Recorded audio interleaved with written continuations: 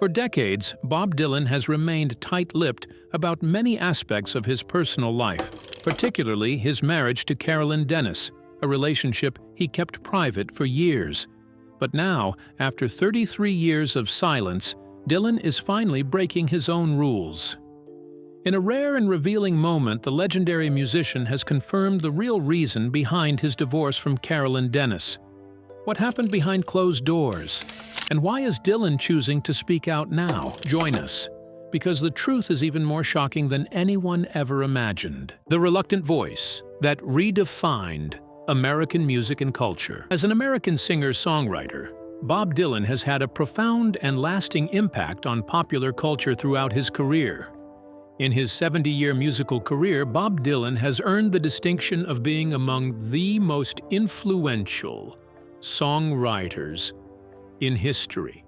The worldwide sales of his records have exceeded 125 million copies, placing him among the leading musicians with record-breaking sales.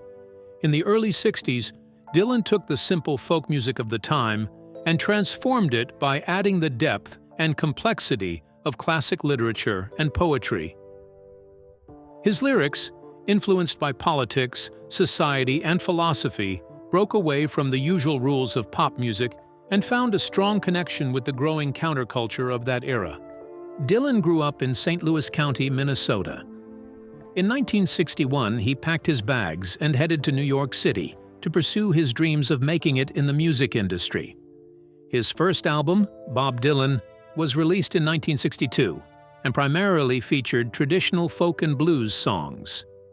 The Freewheelin' Bob Dylan, released in 1963, became his landmark release, which launched his musical career after his first album.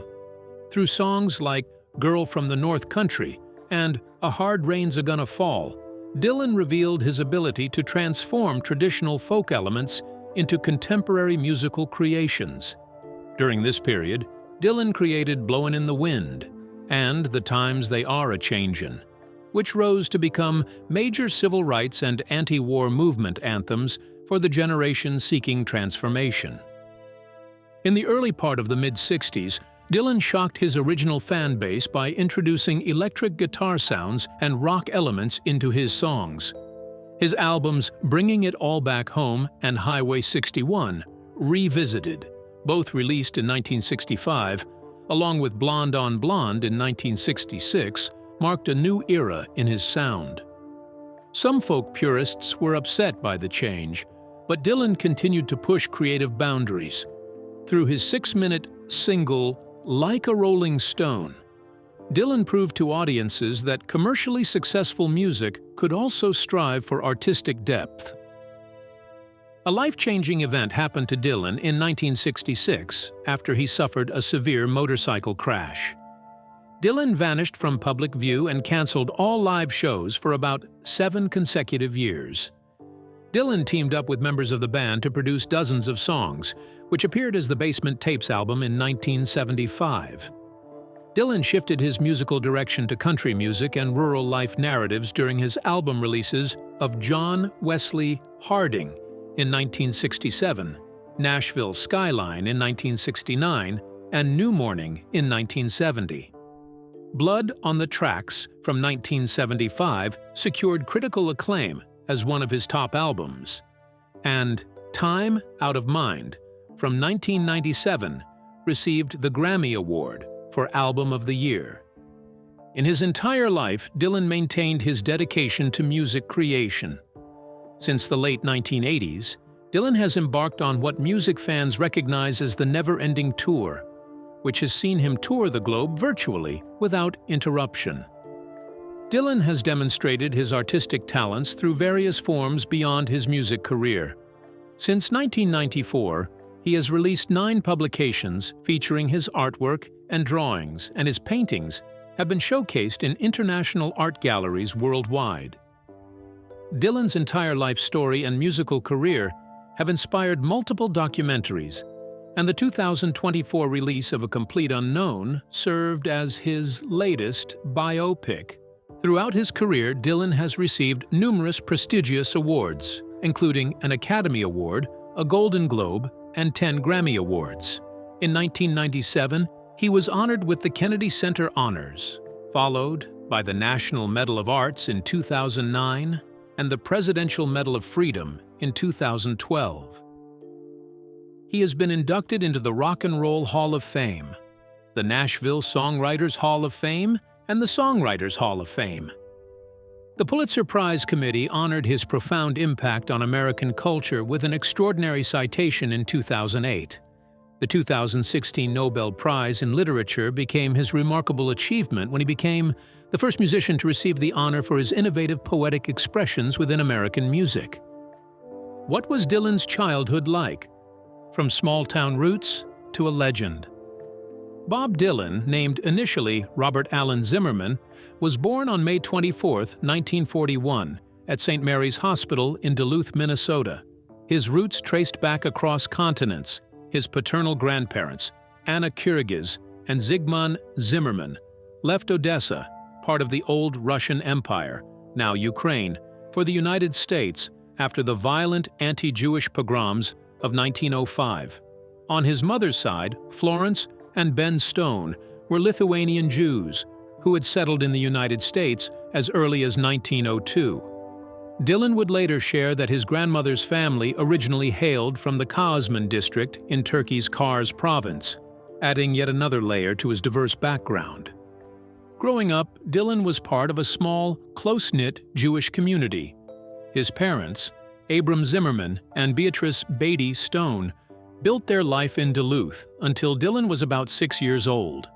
When his father was struck by polio, the family decided to move back to Beatty's hometown of Hibbing, Minnesota. There, Dylan spent most of his childhood, while his father and uncles ran a local furniture and appliance store, a staple of the town's small business scene. Music captured Dylan's heart early on. In the early 50s, he would sit glued to the radio, tuning into the Grand Ole Opry and soaking in the sounds of Hank Williams. Dylan once reflected that Williams's voice had such a powerful effect on him. It felt as if an electric rod had shot through his body.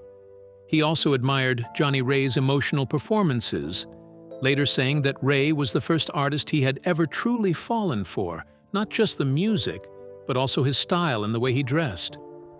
As a teenager, Dylan's musical world expanded with the booming sound of rock and roll, which he heard through radio stations broadcasting from places like Shreveport and Little Rock. He didn't just listen, he wanted to be a part of it. During his high school years at Hibbing High, Dylan joined and formed a few bands, including one called the Golden Chords. They would cover songs from rock legends like Little Richard and Elvis Presley. Their version of "Rock and Roll is Here to Stay" was so raucous during a school talent show that the principal had no choice but to cut their microphone mid-performance. A turning point came in January 1959 when a 17-year-old Dylan saw Buddy Holly perform at the Duluth Armory just 4 days before Holly's tragic plane crash. Dylan would later describe that night as unforgettable. In his Nobel Prize lecture, he shared that Buddy Holly's ability to craft songs with beautiful melodies and imaginative lyrics made a lasting impression on him. Holly, he said, was everything he wasn't but dreamed of becoming. By the time Bob Dylan graduated from high school, his ambition was already clear to everyone around him. His yearbook didn't just wish him well, it boldly predicted his future, stating, "Robert Zimmerman, to join Little Richard." Dylan wasn't just dreaming big either. He was already putting himself out there. Around that same time, using the stage name Elston Gunn, with an extra N for flair, he managed to land a few gigs playing piano for Bobby V, another young artist who was just beginning to make waves in the music scene. Even back then, Dylan's determination to break into the music world was unmistakable. In the fall of 1959, Dylan enrolled at the University of Minnesota. Settling into life at the Sigma Alpha Mu fraternity house, he quickly found himself drawn to the local coffee house scene. At a place called the 10 O'Clock Scholar near campus, he began performing regularly and getting involved in the vibrant Dinkytown folk music scene. It was during this time that his passion shifted from the energy of rock and roll to the deeper, more soulful storytelling found in American folk music. In a later interview, Dylan explained that rock and roll, while exciting, didn't quite speak to life's real struggles the way folk music did. He believed folk songs carried more despair, sadness, triumph, faith, and deep emotion. It was during this transformative and restless period that Robert Zimmerman finally became Bob Dylan, the name that the world would soon recognize. In his memoirs, Dylan explained that he initially considered taking the surname Dylan, but something didn't quite sit right. Then, after encountering the poetry of Dylan Thomas, the decision clicked into place. The name felt right, powerful, lyrical, and fitting for the new identity he was shaping for himself. Reflecting on this choice years later in a 2004 interview, Dylan shared that he had always felt like some people were born with the wrong name, and even to the wrong parents. In America, he believed, you could rewrite your own story. You could become whoever you truly felt you were meant to be. And for Robert Zimmerman, stepping into the name Bob Dylan was just the first step in a lifetime of constant reinvention. Seeing that Dylan became well known, was it possible for him to have kept a part of himself hidden from the public? A hidden secret. Bob Dylan and Carolyn Dennis met in the late 70s, when Carol was working as a backup singer. She was part of Dylan's band during his gospel era, singing in his live shows and albums like Slow Train Coming and Saved. The music industry star launched her career on April 12, 1954, before becoming widely known to most audiences. She dedicated numerous years as a backup vocalist for legendary musicians in the history of music. Her extensive career included performing backing vocals with Stevie Wonder's Wonderlove Band and working alongside rock legend Bruce Springsteen. At the time she met Dylan, he was going through a very intense, very public, spiritual transformation, and Carol, with her powerful, gospel-trained voice, fit perfectly into that season of his music. They grew close, and in June 1986, they secretly got married. By that time, Dylan was already an icon, and he was fiercely protective of his private life.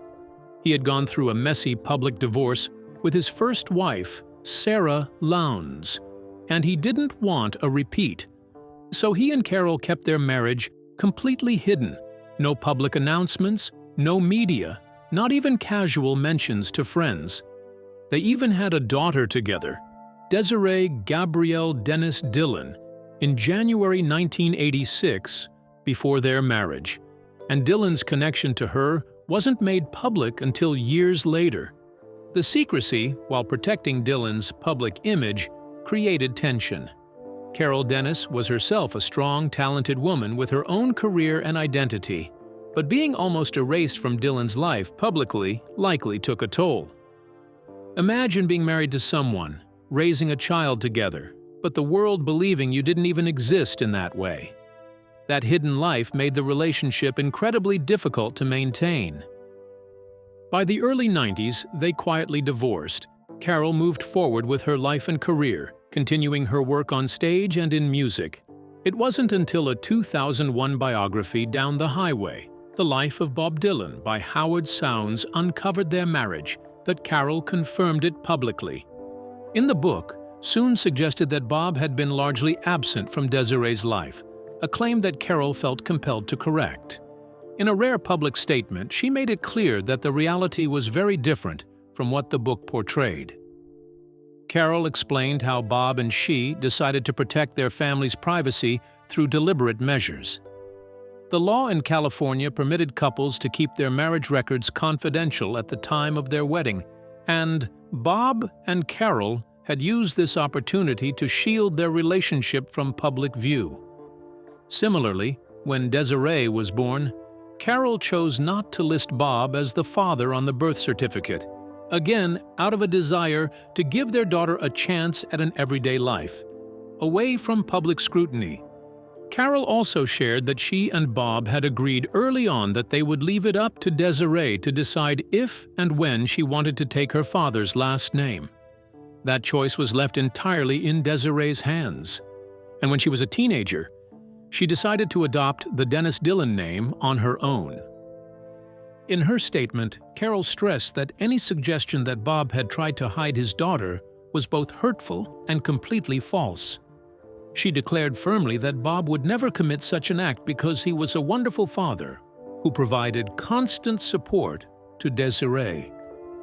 Despite the end of their marriage, Carol has always spoken respectfully about Dillon, and Dillon has remained extremely private about that chapter of his life. Their story is almost like a hidden verse in one of Dillon's songs, full of beauty, secrecy, and a touch of sadness. Was that Dillon's only marriage? A troubled union. Bob Dylan met Sarah Lowndes in the early 60s in New York City. Sarah, born Shirley Marlin Nosniski, was working as a model and a secretary at the time, and had recently divorced with a young daughter from her first marriage.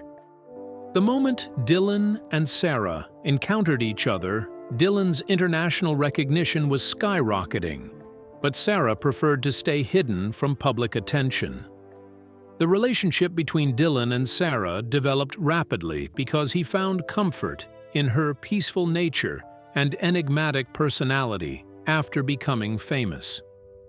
They married secretly on November 22, 1965, in Long Island, away from the media's attention. Even many of Dylan's closest friends didn't find out until much later. During their marriage, Sarah became Dylan's muse, inspiring some of his most beautiful and intimate songs, such as Sad-Eyed Lady of the Lowlands, which Dylan famously wrote in one night in the studio, and Love Minus Zero or No Limit. They settled in Woodstock, New York, raising a family of 5 children, 4 biological and 1 adopted, in an attempt to live a quiet, stable life away from the frenzy of fame. The relationship between Dylan and Allen Ginsberg started showing signs of deterioration during the early 70s. The long touring commitments of Dylan frequently separated him from home during extended periods, while rumors circulated about his unfaithfulness. Sarah had walked down to breakfast in their Malibu mansion to find Bob and their children sat down to eat, with another woman who was one of his many girlfriends at that time. The intense pressures of being famous alongside Dylan's secretive personality and his frequent absences caused their relationship to weaken. Sarah, who had embraced a quieter existence, struggled to cope with Dylan's increasingly erratic lifestyle and emotional distance. Despite a brief attempt at reconciliation during Dylan's Rolling Thunder Revue tour in 1975, their marriage continued to unravel. Bob later reflected in a conversation with biographer Howard Soons that the trouble seemed to start when he enrolled in art classes in the city. He confessed that after finishing his first class, he felt his wife no longer understood him, and this marked the beginning of their relationship's deterioration. He struggled to find appropriate words that could describe his internal state because Sarah remained clueless about his feelings. Their separation became official in 1974, and after a tense and secretive court process, they finalized their divorce in June 1977. As part of the settlement, Sarah reportedly received around $36 million, a staggering amount for the time, along with custody of their children and a portion of Dylan's properties. The divorce affected Dylan both emotionally and artistically in significant ways. The album Blood on the Tracks, which Dylan released at this time, contains songs about pain and regret alongside feelings of longing. Some critics interpreted these songs as Dylan dealing with his breakup with Sarah, but Dylan only shared conflicting statements about this interpretation. Even though their marriage didn't survive, Sarah and Bob made sure that their children remained at the center of their lives. Years later, their youngest son, Jacob Dylan, would speak fondly about their efforts. In a 2005 interview with biographer Michael Gray, Jacob shared that although his parents couldn't make their marriage last, they never failed as co-parents. He quoted his father's own words, saying that while husband and wife failed, mother and father didn't. Jacob credited his strong sense of values and high ethics to the great job his parents did raising him and his siblings. But was all of Dylan's relationship kept hidden? A journey through loves and heartbreaks. Despite having a successful career, Bob Dylan had a messy love life. He was known for having affairs, and that was a big reason why his marriages and relationships often fell apart, shaping a lot of the music he became famous for. The very first established romantic relationship of Dylan's was his connection with Suze Rotolo. Dylan established a connection with Suze Rotolo early during his time as an emerging folk musician in the 1960s. The two shared an intense but volatile romance that existed for several years. Multiple sources indicate Suze Rotolo served as the inspirational force for many songs Dylan created during his protest period, and her impact stayed strong throughout his early work. The growing fame of Dylan triggered public pressures that ultimately separated him from Suze Rotolo.